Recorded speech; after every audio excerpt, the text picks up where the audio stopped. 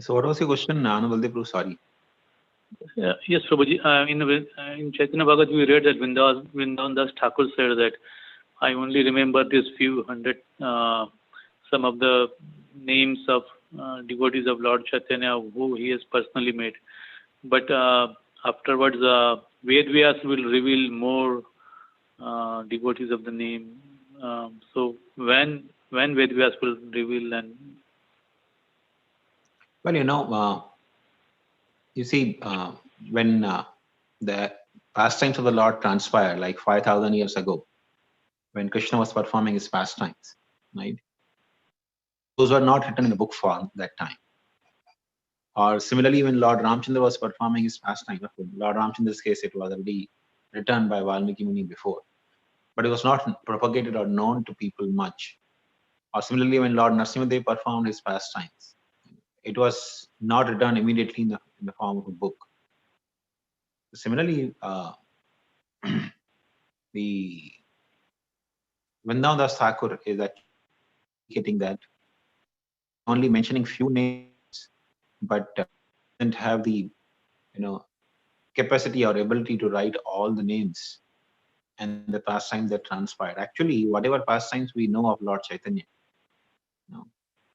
only a small portion, or maybe you can say a drop from the ocean of his pastimes. Lord Chaitanya, he performed his pastime for 48 years on this planet.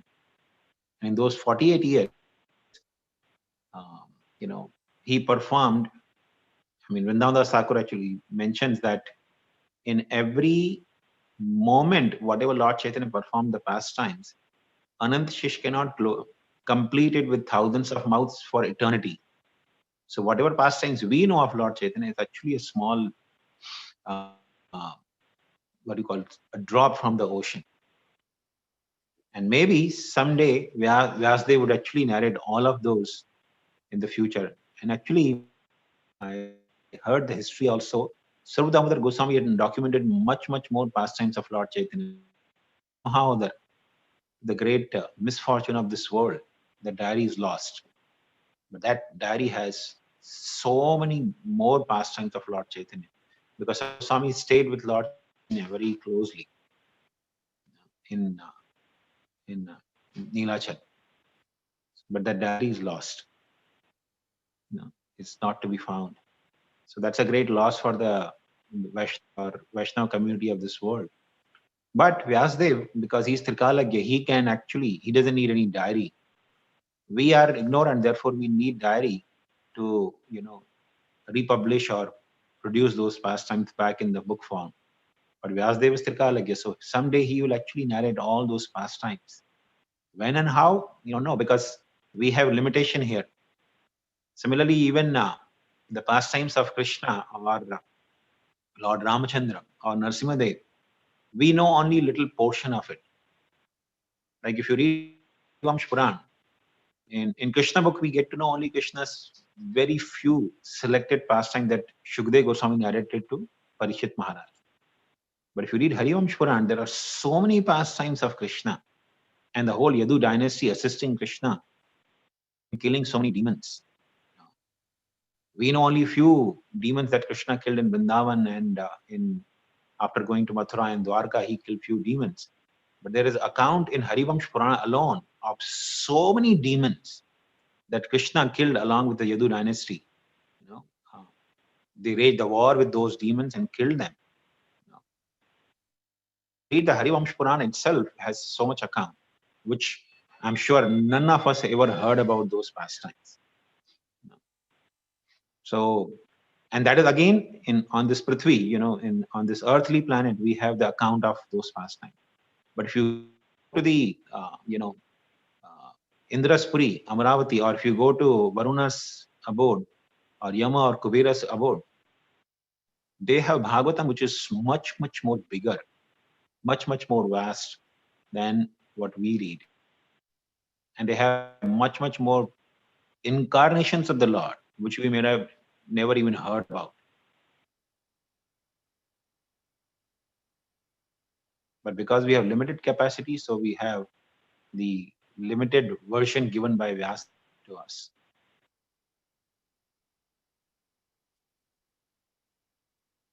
I hope that answers your question, Prabhu.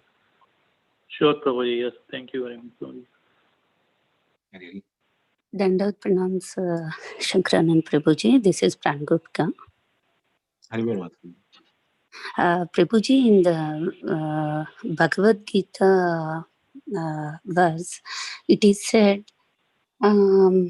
practicing Ashtanga Yoga will, if we practice Ashtanga Yoga, then mind will be controlled.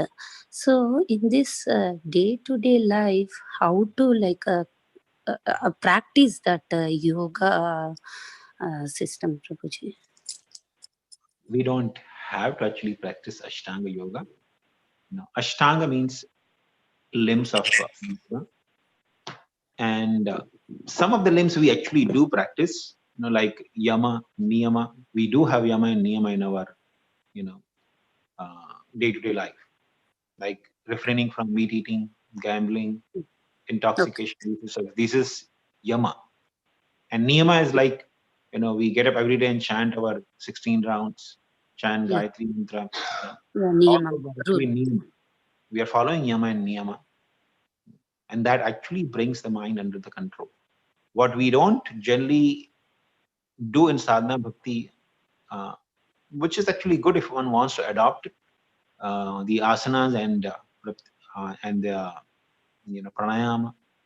That also helps to keep the body healthy, and healthy body means the mind will also be healthy, which means it will be under control. But the devotee don't need to put a separate endeavor to control the mind, because their mind is following the rules and regulations of the sadhana bhakti automatically bring the mind under control. So a devotee or sadhaka is constantly trying to remember Krishna. So if we are chanting Hare Krishna, the mind is automatically controlled. We try to do exclusive attention to Krishna during chanting, that automatically brings the mind under control. Similarly, when we try to, throughout the day, try to become Krishna conscious by hearing and chanting, like if ladies are cooking in the kitchen, if they turn on some music, Hare Krishna music, or hearing some lecture. I listen to lectures, Prabhu, actually. That will automatically bring the mind also under control. So we don't have to separately follow the Ashtanga yoga process. That process is there for people who are too much absorbed in matter. Prabhupada explains in this regard, when Dhritarashtra quits home, so he goes to Himalaya and he performs this Ashtanga yoga. Prabhupada explains that in some of his lectures also, Prabhupada points out that Ashtanga yoga is mainly for people who are too much materially absorbed.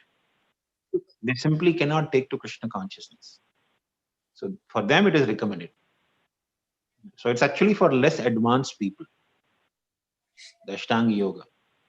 The process of Krishna consciousness is for advanced people who can directly take to remembrance of Krishna. And the more advanced means a person who has less enmity towards God. Dhritarashtra was highly inimical towards Vaishnavas and Krishna. Therefore, he came to Krishna consciousness directly. And therefore, he had to follow the process of Ashtanga yoga. But for devotees, a person who can directly take to Krishna consciousness need to separately practice that Ashtanga yoga. And moreover, Ashtanga yoga cannot be practiced in cities. One has to actually take sannyas, retire from family life completely, and go to forest and practice it there. Some of the lists, we can adopt also in our city life, in our sadhana bhakti, doing little bit asana and pranayam, along with our yama and niyamas, whatever we follow, is always helpful for keeping the body little healthy. Okay, Prabhuji, thank you so much. Prabhuji, I have one more question. Is it okay to ask you? If someone else has, I think it should be okay. So, Prabhuji, accepting remnants. So usually we don't touch or like accept others' remnants, but Guru Maharajas and sannyasis and senior devotees, usually we accept remnants from them. So I'm not asking in a wrong way. So could you please explain why we take the remnants from senior devotees or Guru Maharajas? Krishnadas Kaviraj Goswami explains in Chaitam that there are three substances which are most powerful in this entire creation to develop pure devotional service. These three elements, if a devotee accepts somehow that he gets these three things, then his life is bound to be perfect, attaining Krishna's lotus feet. Bhakta pada dhuli, bhakta pada jal, bhakta bhukta uchishta ei teen mahabal. So he says, I never knew this. Very nice. Yeah, please. So he says, bhakta pada dhuli, taking dust from the lotus feet of the Vaishnavas. Oh, okay. Bhakta pada jal, taking the charnam which has washed the feet of the Vaishnavas. And bhakta bhukta uchishta, and remnants left by the devotees. A teen mahabal. He doesn't say just bal, he says mahabal. These three are the most potent substances in all of creation. So if somehow that a devotee receives these three things, his life is perfected. So especially this should be, one should aspire to take the dust and Shanamrit and Uchisht of great Vaishnavas who have dedicated their life completely in the service of the Lord. Especially, Guru or the Nyasis, who don't have actually any aspiration. They have life to serve Guru and Krishna. Always aspiring to take their remnants or their dust from their feet. It's a very, very potent form of, add to the devotional service. One can actually perfect the life simply by getting these substances.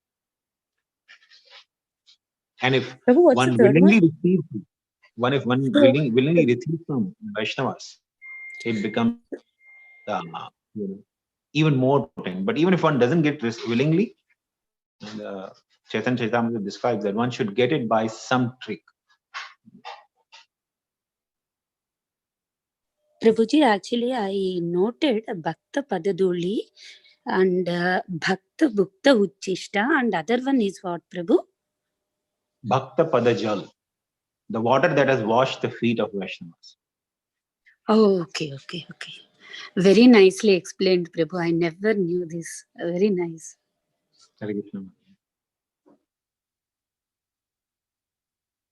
Tamila Mataji is raising her hand. Maybe she has a question. Yes, Hare Krishna. My obeisances, it's Tamila Mataji. Today we were reading about Hanuman, and they were saying that practical service is the best service. But we know that for Kali Yuga, the best service is to chanting holy names. Can you please explain it?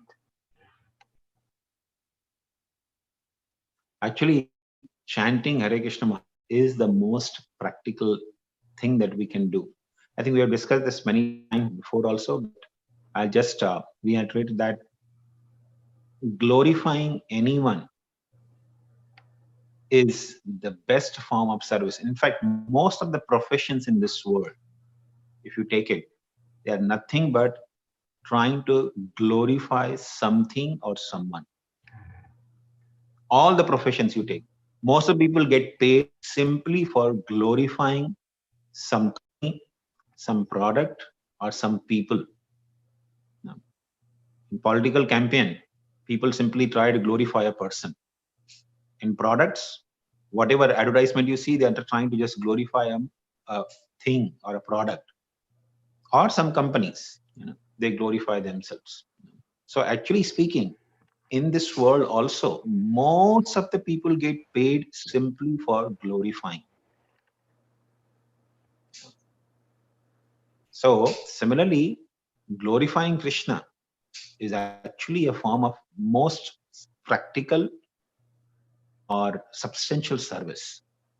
In fact, that service is very pleasing to Krishna because that conditioned souls to come out of their illusion and strive to go back home, back to Godhead.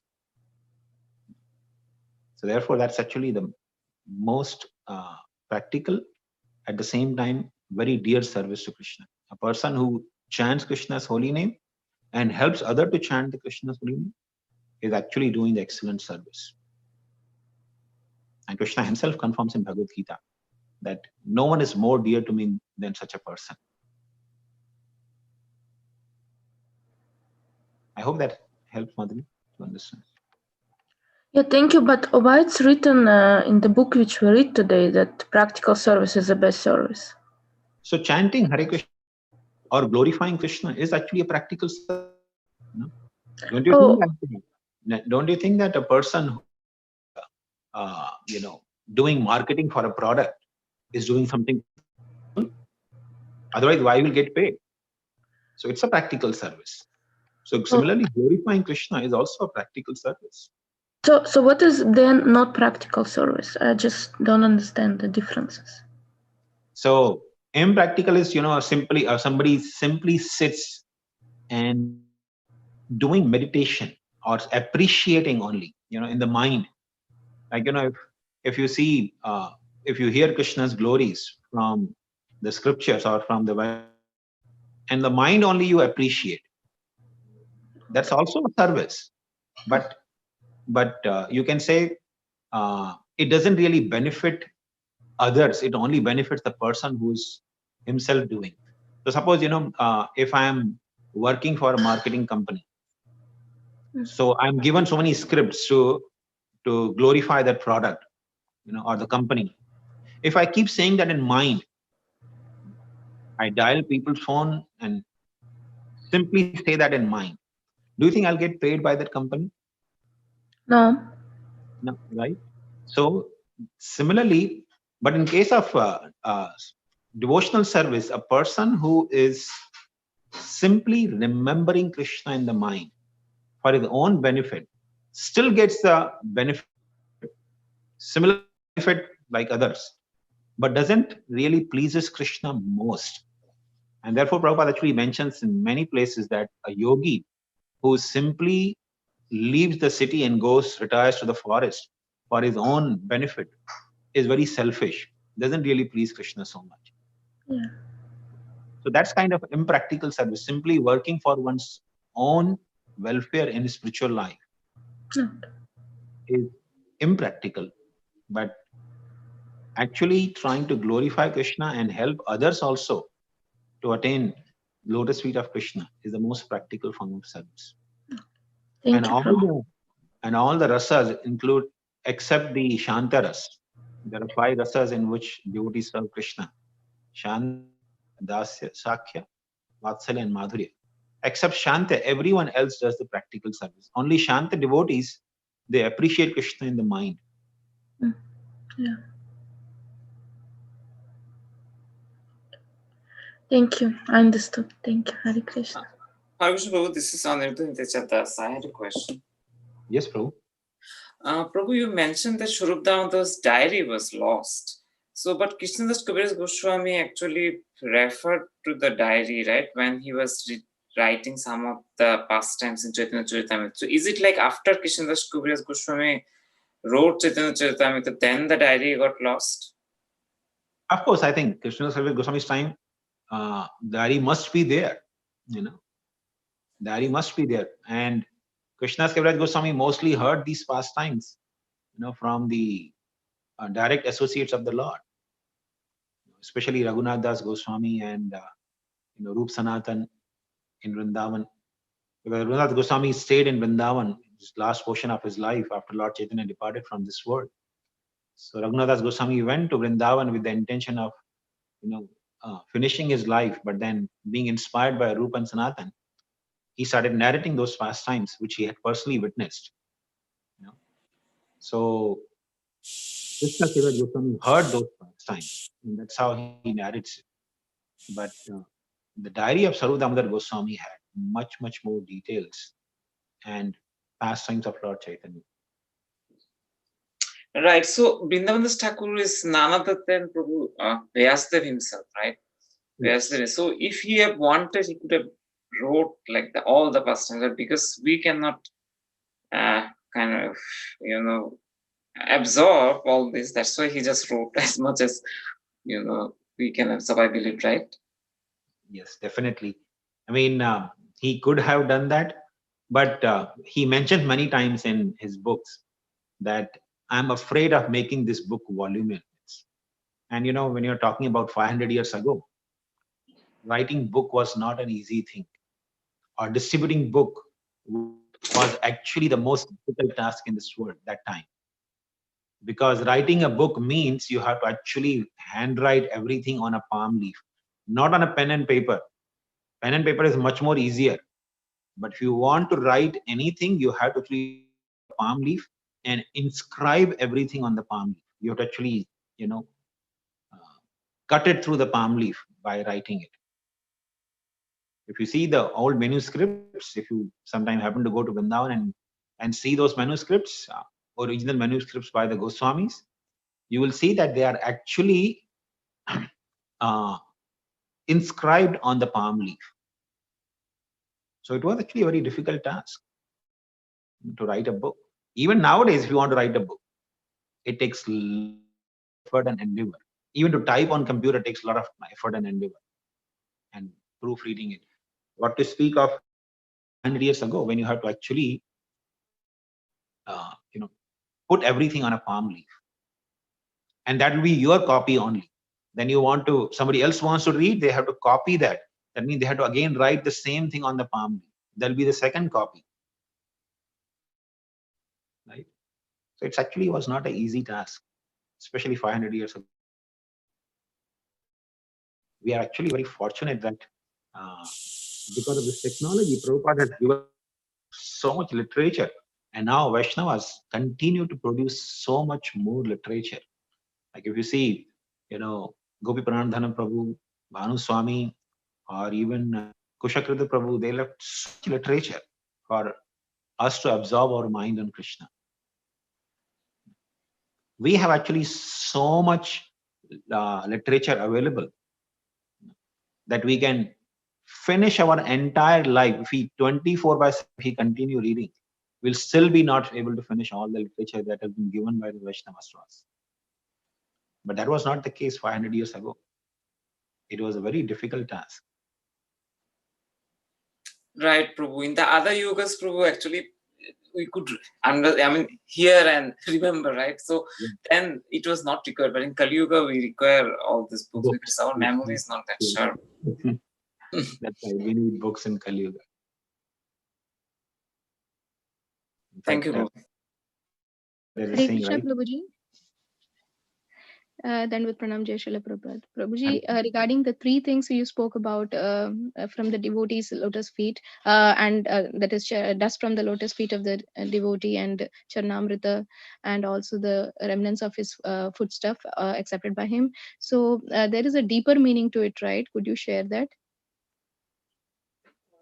Well, Mati, there is... like I read some time back, but I forgot about it. But I think one of it was following his instructions or something.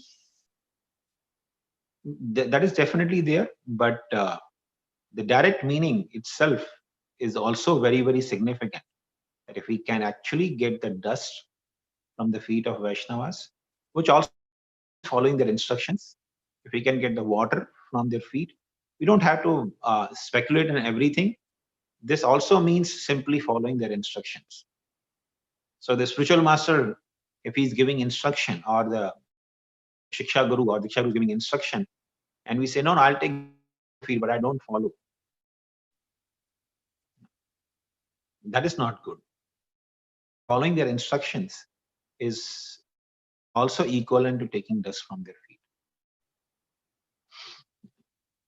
But these three things actually have, as understand, the dust from the feet of Vaishnavas water from their feet, and their uchishta, their remnants are very, very potent. But at the same time, yes, person has to be subservient and willing to follow the instructions. Thank you, Prabhu. Hare Krishna. Hare Krishna, Prabhuji. Prabhuji, I always confuse what should we beg to Krishna, whether to go back to Godhead, Golok Vrindavan, or keep us in his service always.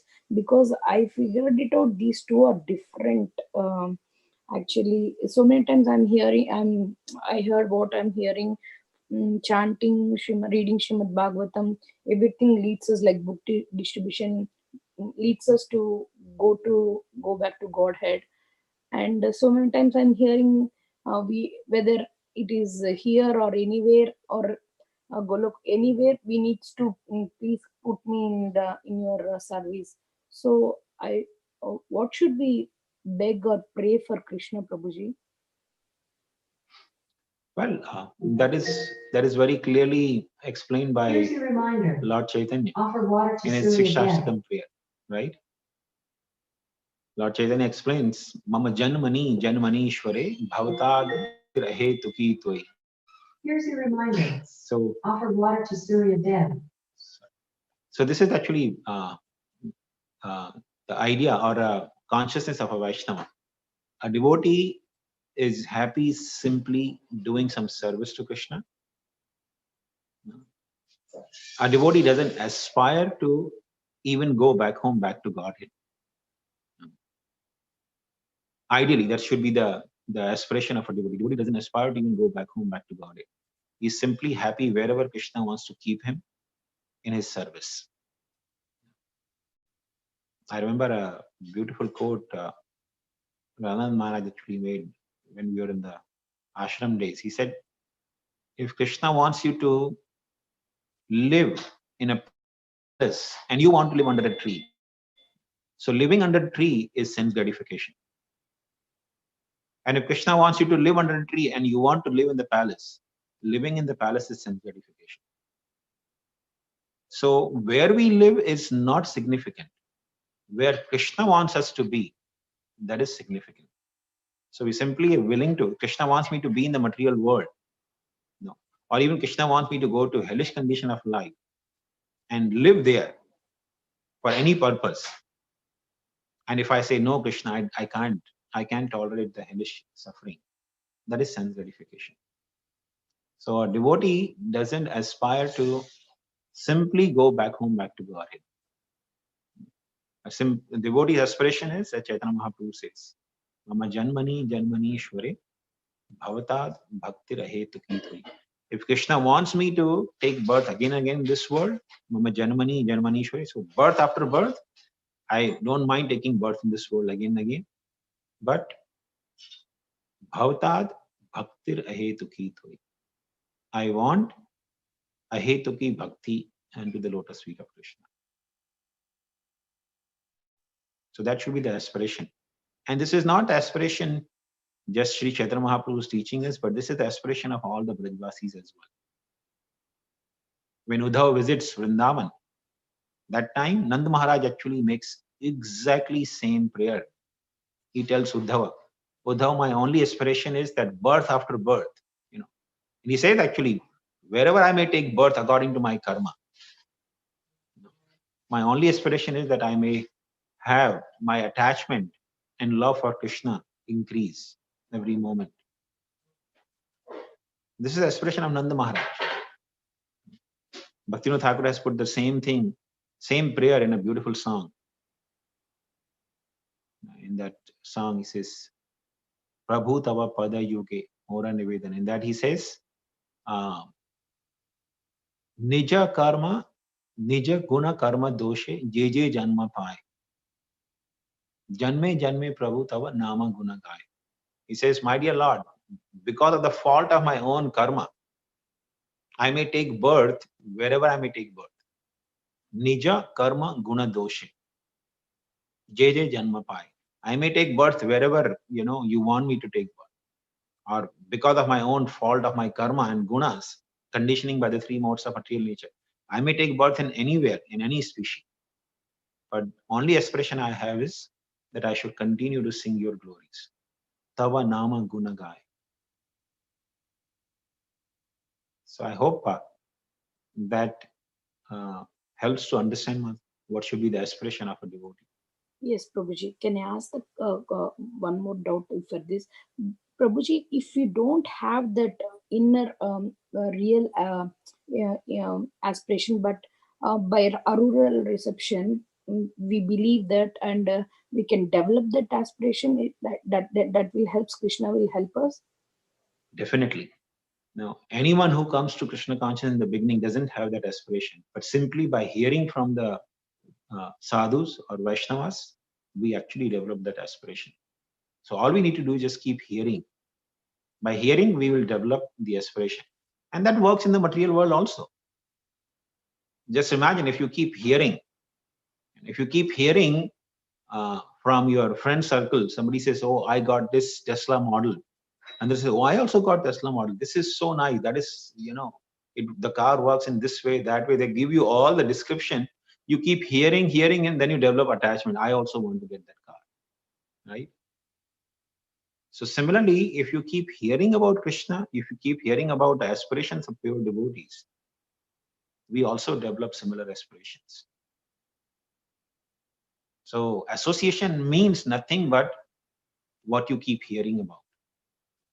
If you keep hearing about mundane subject matter, you will develop attachment to sense gratification. If you keep hearing about the subject matter of Krishna, you will automatically develop attachment to lotus feet of Krishna, or the process of devotional service, different process of devotional, you develop automatic attachment to that. And then proper aspirations will also develop automatically. This process is actually very scientific. The Vaishnava Acharyas have given us this process. If we simply follow that, it automatically takes care of all the anartha nivritti, all the anarthas or unwanted desires that we have. They are automatically washed out.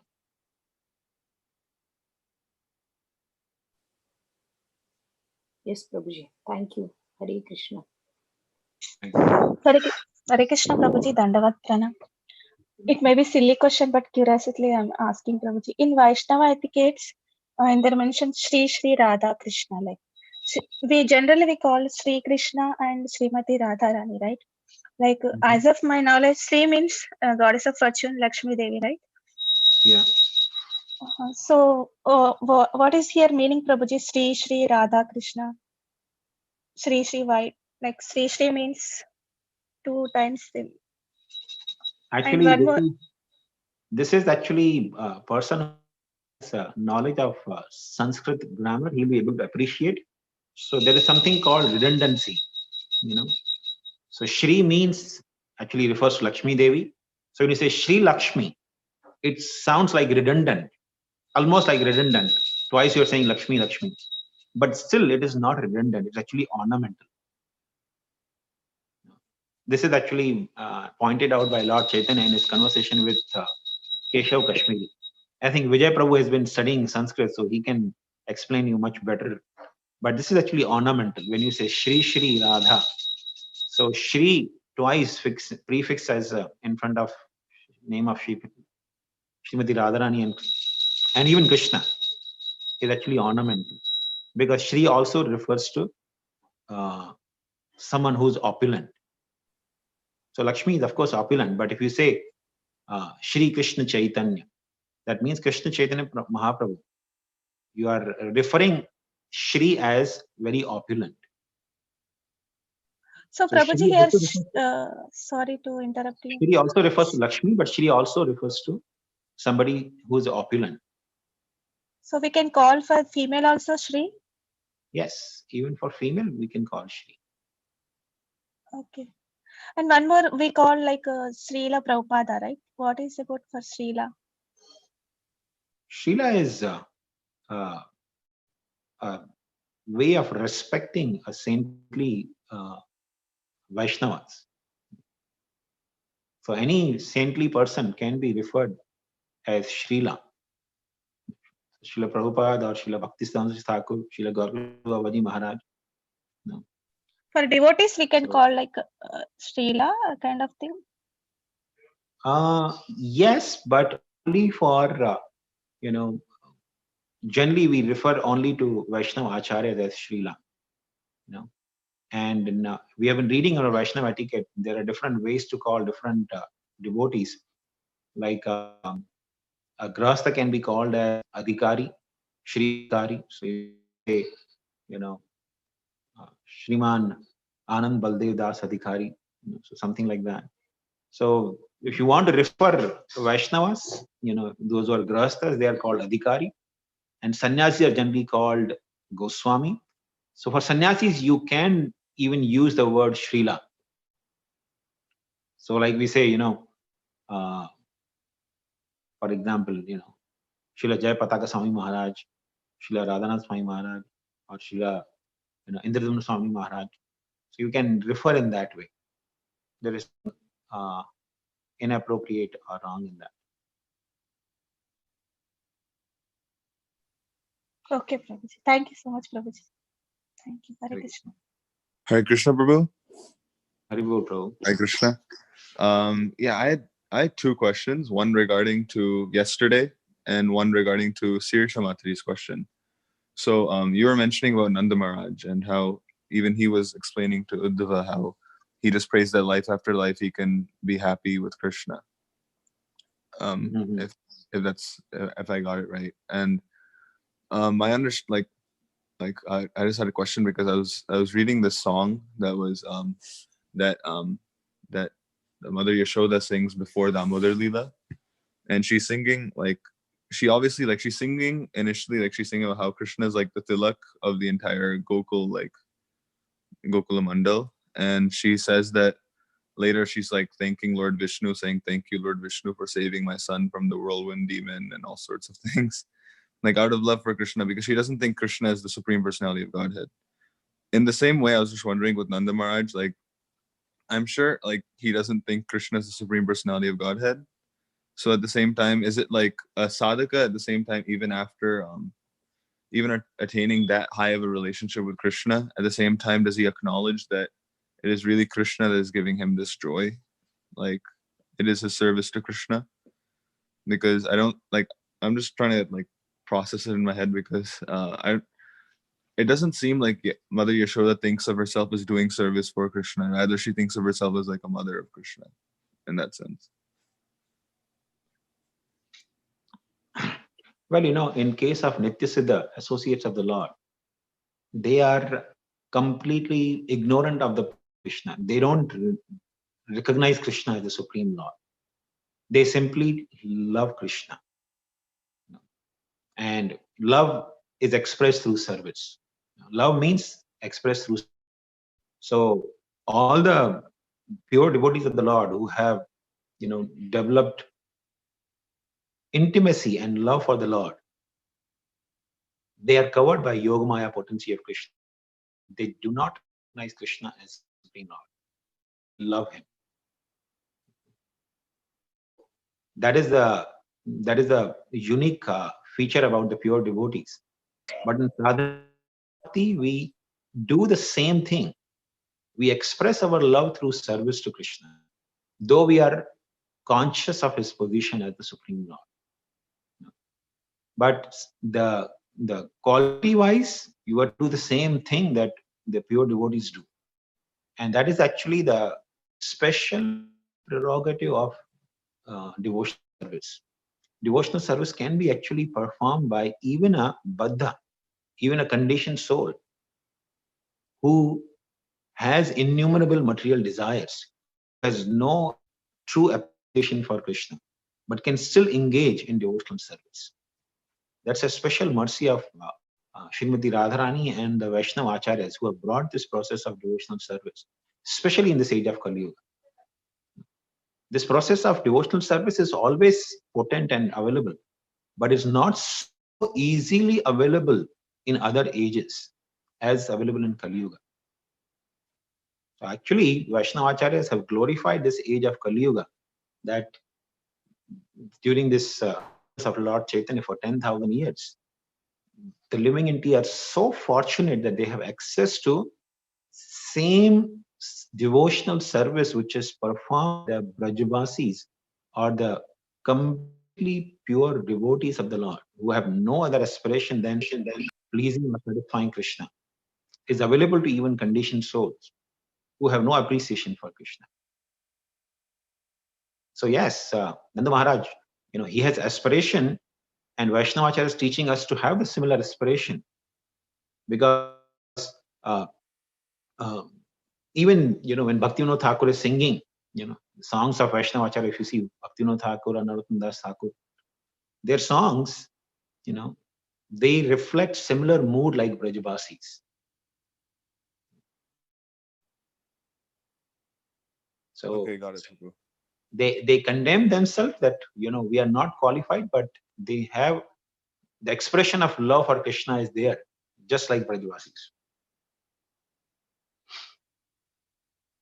Okay, thank you, Prabhu. My other question was regarding yesterday when we were talking about how a practitioner of Bhakti Yoga is also a Jnani, because he's he's already perfected Jnana Yoga because he's come to the proper conclusion of the Vedic scriptures, that performing devotional service is the best thing to do. Yeah. My question, the thing I was trying to consolidate in my head because I wasn't able to, was Bhakti Yoga in the neglection of Shruti and Smriti. What I mean by that is that, like, I was reading in Bhakti Rasamrita Sindhu about how Rupa Goswami says that even devotional service, if someone performs it with complete neglection of Shruti and Smriti, it causes great disturbance. And I think Jiva Goswami gives the idea of running with your eyes closed on the path of devotional service. So I was just wondering, how do I understand this? Because I feel like devotional service itself is perfect and it's on its own. That devotional service itself will lead me to the goal of Krishna Prema itself. But how do I have the proper attitude towards Shruti and Smriti? Because I obviously cannot neglect it as well. But I also have to make sure I don't get too obsessed with it to the point that I start neglecting devotional service. So actually, thank you very much, Prabhu. That's a very beautiful and nice question. How to strive or understand that where we are achieving more towards jnana, or where we are actually neglecting the scriptures. It's a very practical question. Now, as we were discussing the example yesterday, the process of watering a tree, yatha mula taro nishechanan, as Kapila Muni explains. So process of watering the tree is what is we refer as following the process of Shrutis and Smritis. So if I'm watering the tree, okay, at the root, I'm following the bona fide process, which is even a professor of botany will recommend and approve of, right? But if I think, no, the tree is so big, I'm pouring water only in the root, but how that leaf on the top will get the water? Let me go and water that leaf also, So if a person starts watering in that way, thinking that that leaf is so remote for the root, will not get the water, and starts speculating and starts watering the leaves separately, that is what is called Shruti Smriti Purana Pancharatrikin Vidhimbina. A person who is performing the process of devotional service, neglecting the authorized process. Like, for example, in our, ISKCON movement, many times you hear, oh, if you're simply doing kirtan, that is enough. We don't have to actually have lectures or japa. This is what we call as ekantikir harir bhakti, neglecting the rules and regulation. Vaishnava acharyas don't support that. Srila Prabhupada doesn't support that. Bhaktivinoda Thakur doesn't support it. So why do we say that, okay, if I do simply kirtan at 24/7, that'll be enough? First of all, not be able to do it. With a conditioned mind, with conditioned soul's limitation, We cannot simply go on doing Kirtan 24/7. So if somebody proposes like that, such propositions are what we call as ekant, neglecting the rules and regulation. If somebody chants 16 rounds as prescribed by the Vaishnava Acharyas, follows 4 regulatory principles, and not be very learned in the scriptures, will still attain the perfection because he's watering the root in a bona fide way, as Vaishnava Acharyas have given. So following the process, and Bhaktivinoda Thakur actually emphasizes, he says our process is not simply chanting the names of Krishna. Our process is Bhagavad Vidhi. So we chant the names of Krishna, but we hear Srimad Bhagavatam as well. So if a devotee neglects that Bhagavad Vidhi and at least sincerely continues to follow the process of chanting Hare Krishna, will still get the perfection, but take long, long time. But if we follow the process of Vaishnava Acharyas, then the perfection is attained very quick. I hope that strikes a clear the two. So when a person is following the process whimsically, which is not approved by the Vaishnava Acharyas, that is ekantikir Hare Bhakti. So even if a person has jnana in that, will still be going astray the path, will never get the perfection of life. Just like a person trying to water the leaves and branches of the tree, but not watering the root, is simply going to have that tree dried up. So similarly, a person who maybe, I have seen practically, one of the devotee used to practice Krishna consciousness. For 10 years, he practiced nicely. And then he stopped chanting. So I asked him, why did you stop chanting? He said, I'm reading Bhagavatam, no?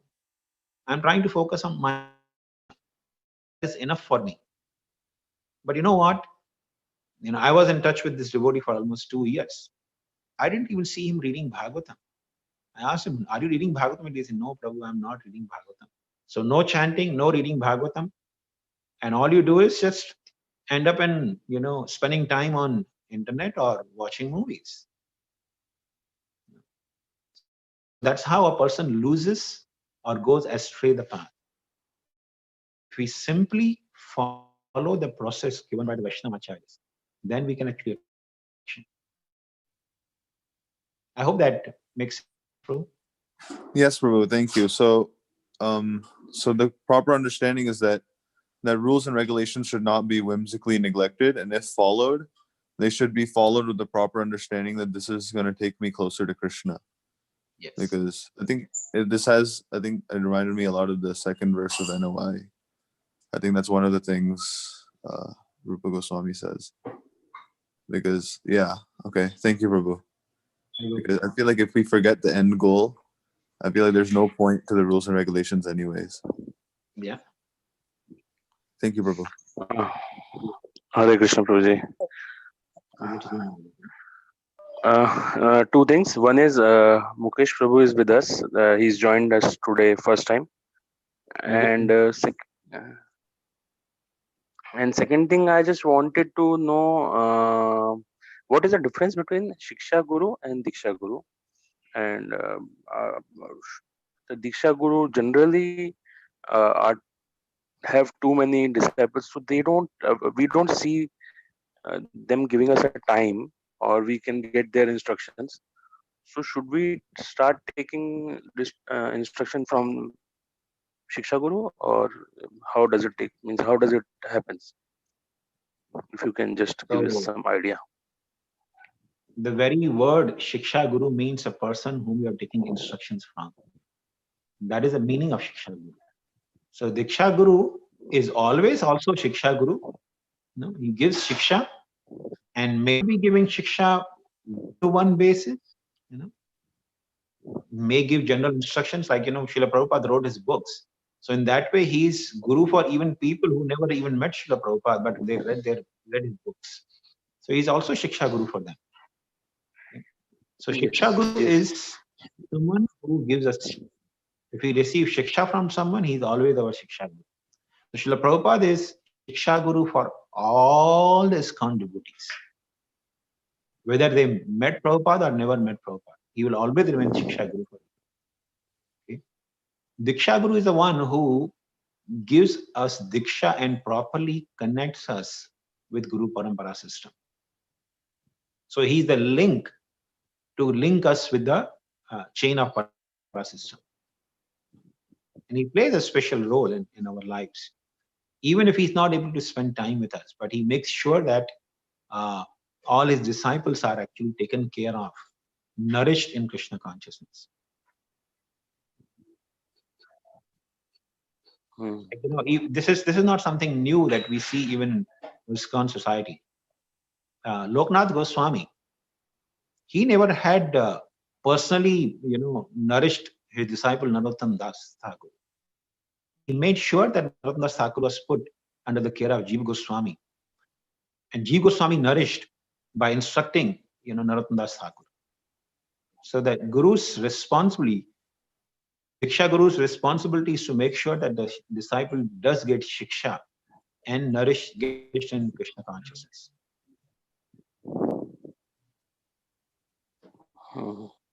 Okay. I hope that makes clear. Yes, but something means in general instructions, that is chanting your 16 rounds, four regulative principles, and reading books of Prabhupada. These are the general instruction given to almost everyone who comes to ISKCON.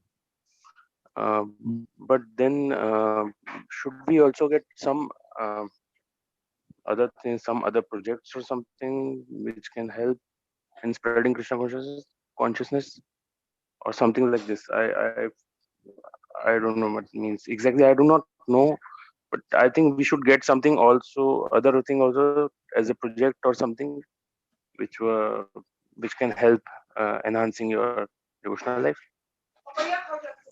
Definitely that it's good to have it, but it may not be possible even to have that. Like Srila Prabhupada had a few thousand disciples. All of them would receive the personal instruction. Okay. But they received the instruction through the parampara. There were few devotees who were actually always in intimacy with Srila Prabhupada. They communicated those instructions to everyone. So even though we personally never met Prabhupada, we have the same instruction that Prabhupada gave to his most intimate disciples available to us as well. Right? So even though it is, in one way, I never met Prabhupada, but I have same instruction that he gave to his intimate disciple available to me as well through the chain of Parampara system. And actually, we're discussing other day also, one day somebody asked Prabhupada, one of the disciples asked Prabhupada, carry your legacy after you. And Prabhupada said, anyone who follows my instructions will carry my legacy. Prabhupada did not say a devotee who has received direct instructions from me, who has intimately served me, who has done a lot of book distribution. No, none of these. But anyone who follows my instructions will carry my legacy.